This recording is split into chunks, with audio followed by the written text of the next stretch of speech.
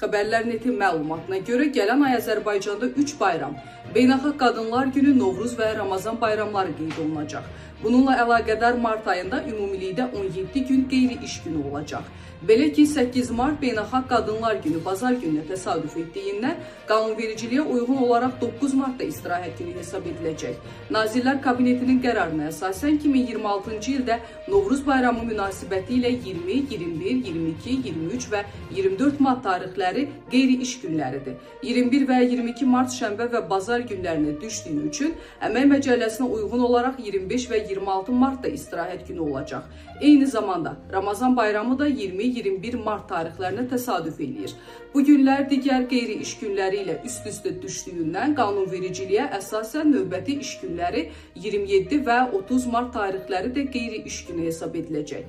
Beləliklə, Novruz və Ramazan bayramları ilə əlaqədar 20 martdan 30 marta dək ardıcıl 11 gün qeyri-iş günü olacaq.